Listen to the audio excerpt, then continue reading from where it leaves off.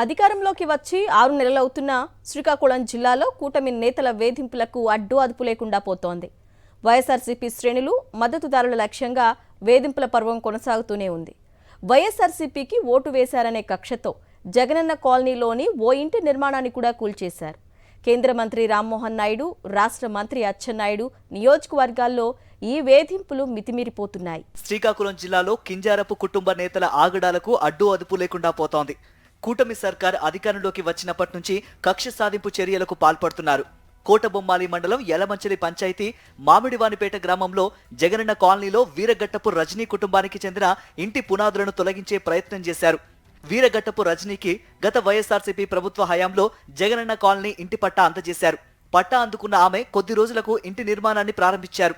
అనంతరం కూటమి ప్రభుత్వం అధికారంలోకి రావడంతో ఇంటి నిర్మాణానికి సంబంధించిన బిల్లులు అర్థాంతరంగా నిలిపివేశారు. అంతటితో ఆగకుండా ఎలాంటి నోటీసులు ఇవ్వకుండా తాజాగా రెవెన్యూ అధికారులు నిర్మాణంలో ఉన్న పునాదులను తొలగించే ప్రయత్నం చేశారు.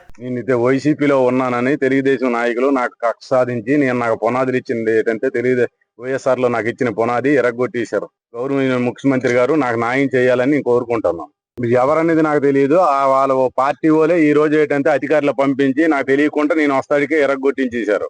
నేను దానికి ఏంటంటే ఒక వీడియోను ఒక ఫోటో తీసుకున్నాను. కేవలం టీడీపీకి ఓటు వేయలేదని కక్షతో తమ ఇంటి నిర్మాణాన్ని కూల్చివేశారని బాధితురాలు వీరగట్టపు రజని ఆవేదన వ్యక్తం చేశారు.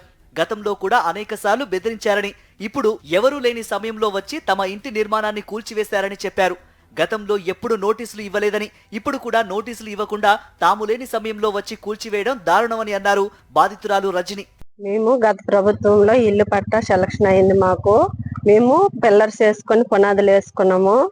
అదేమో ఈరోజు ప్రభుత్వ పక్షంగా అధికారులు ఇంతో ఓటు వేయలేదని కారణంతో మా ఇంటిని విరగొట్టడం జరిగింది.